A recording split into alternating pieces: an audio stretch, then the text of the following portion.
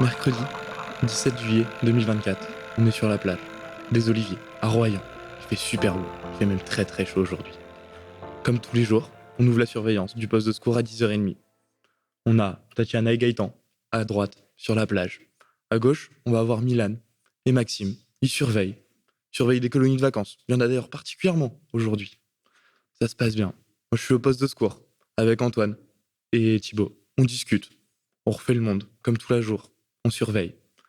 Vers 16h, il y a Erwan qui arrive au poste de secours. Erwan, c'est un super ami à moi. Ça fait des années qu'on se connaît. C'est notre chef de secteur. Il passe nous voir tous les jours. Il passe discuter avec nous. Avec Erwan, il y a un truc bizarre. Dès qu'on est ensemble, on ne sait pas expliquer pourquoi. Mais il y a comme une magie, une malédiction. À chaque fois, on est les chats noirs. Dès qu'il vient, il y a un truc qui se passe sur la plage. On ne sait pas pourquoi. On ne sait pas comment ça arrive, mais c'est comme ça. Ça va, Erwan? Ouais, très bien. Ta journée se passe bien? Ta tournée s'est bien passée? Bah écoute, RAS, il fait beau aujourd'hui. Il fait un peu chaud même. Mais bon, c'est tranquille, il y a du monde, on profite. Là, il y a Antoine, d'un coup. Il part. Il met des grands coups de sifflet. Il y a Thibaut qui le suit. Il court au bord de l'eau. Milan et Maxime, ils prennent le bateau. Ils partent au large. On sait pas ce qui se passe. Avec Erwan, on prend nos jumelles. On commence à scruter la plage, à scruter l'eau. On s'approche de la ligne des 300 mètres. Et là, on voit un groupe de 5 personnes. Ils font des grands signes. Il y a une jeune fille, elle tient une personne. On dirait qu'il a 70 ans. Il fait le bouchon dans l'eau. Là, il y a le bateau. Il arrive à fond. Il les récupère le plus vite qu'ils peuvent. Et là, à la radio, ça hurle. Urgence, urgence, urgence. On a une personne inconsciente. On la ramène sur le sable. Avec Erwan, on se pose pas de questions. On récupère nos téléphones. On saute sur le quad et on descend au bord de l'eau le plus vite possible. On fonce. On arrive. Il soulève la victime. Il la dépose sur le sable. Il est inconscient. 16h58. On commence le massage cardiaque. La victime, elle est inconsciente. Elle ne respire pas. 17h02. Je décroche mon téléphone. Allô? Bonjour, Samu 17, que puis-je faire pour vous aider? Oui, bonjour, je suis le chef de poste des Oliviers. On a une personne en arrêt cardio-respiratoire, elle a environ 70 ans. Il nous faut un Samu en toute urgence. Le Samu, il va arriver. Maxime, il masse. Il fait ce qu'il veut. Il est au massage cardiaque. Milan, il a commencé à monter le matériel d'oxygène. Il est à la tête. Il fait les insufflations. Erwan, il est parti en courant chercher la rubalise. Et moi, je prends le pouls.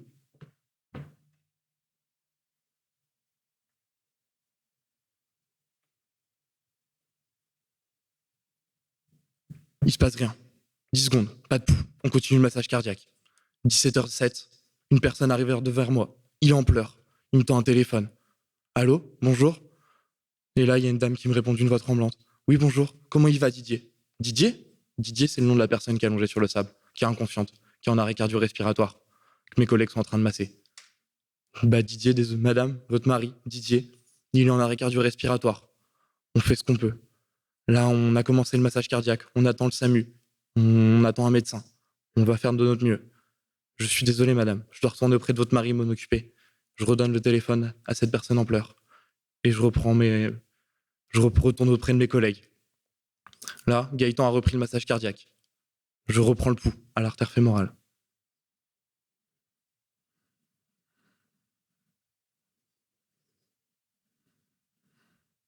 Rien, pas de pouls. On continue le massage cardiaque. Gaëtan continue à masser. Milan continue les insufflations. 17h10. On continue le massage cardiaque. Erwan a pris le relais.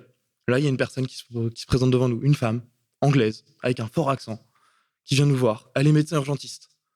Et là, elle commence à nous demander du matériel pour poser une perfusion, pour intuber le patient, pour intuber Didier. On n'a pas de matériel. Nous, on a juste un simple sac de secours avec un défibrillateur. On prend le pouls ensemble. Pareil, pendant 10 secondes.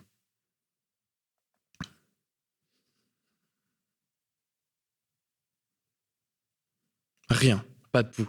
Toujours pas de pouls. On continue le massage cardiaque. Erwan masse. Milan continue les insufflations. 17h17, les pompiers arrivent. Les pompiers posent le pied sur la sable. Ils arrivent vers nous. Ils prennent le relais. Il y a un pompier qui reprend le massage cardiaque. La médecin, toute contente, se dit qu'on va avoir du matériel.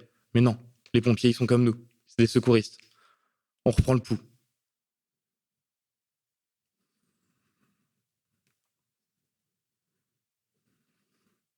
10 secondes, rien, toujours pas de pouls. On continue le massage cardiaque. 17h23. Là, on continue à tourner.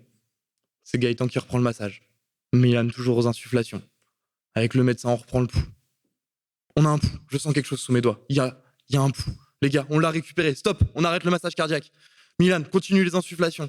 Les gars, on l'a récupéré. On a sauvé Didier. Didier, il est encore inconscient, mais Didier, son cœur, il bat. Là, 17h26. Le SAMU met le pied sur le sable. Enfin, on a enfin un médecin. Ils arrivent. Ils posent une perfusion. Ils posent leur scope. Ils intubent Didier. La situation devient plus calme. Tout le monde retrouve le sourire. On décide de remonter Didier jusqu'au poste de secours pour pouvoir ensuite le mettre dans l'ambulance. On descend un plan dur. Didier, c'est un beau bonhomme. Faut se mettre à 6 personnes pour le remonter du bas de la plage jusqu'au poste de secours. Et on n'est pas de trop. On le remonte. À 17h35, il est dans l'ambulance du SAMU. Il est pris en charge. 17h35, Didier s'en va de la plage. Nous, on range la plage.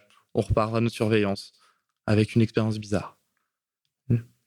Le 21 août 2024, il doit être 18h10. On s'apprête à fermer la surveillance. Je suis au poste de secours. Et là, il y a une personne qui arrive vers moi avec des lunettes de soleil, un chapeau. Je sais pas qui c'est. Il se présente, il me parle. Didier, c'est Didier. Didier est en vie. Didier est devant moi. Didier me parle. Il est debout. Il n'a pas de séquelles. Vous êtes déjà retrouvé devant quelqu'un à qui vous avez sauvé la vie? Moi, c'était la première fois. Didier, il était venu avec de quoi grignoter, de quoi boire. On décide de prendre des tables. Après avoir fermé le poste de secours, de les poser dehors. On s'assoit. On a plein de questions à poser à Didier. Il a plein de questions à nous poser. On va en apprendre plus sur son histoire. Ça fait 30 ans que Didier, il vient à Royan, sur la plage des Oliviers, qui va nager avec ses 2 voisins et amis, ses petites filles, qui va toucher les bouées des 300 mètres. Ces bouées que nous on surveille toute la journée, où tous les matins on va nager, on va toucher les bouées. Et là, cette année, Didier, malheureusement, il n'a pas réussi à aller aux bouées. C'était la première fois que ça arrivait. Mais on continue de discuter. La soirée continue. Avec Erwan, on a une idée. On décroche la flamme du poste de secours, le drapeau vert. Et là, on se décide de tous signer. Antoine, Gaëtan, Charles, Tatiana, Milan, Maxime et moi, on signe tous la flamme. On met un petit mot pour Didier. On lui souhaite une bonne continuation. On prend le temps de continuer de discuter avec lui. La soirée se passe. On se quitte sur une promesse de se retrouver l'année prochaine sur la plage des Oliviers, à Royan, pour fêter cet anniversaire, cette renaissance de Didier.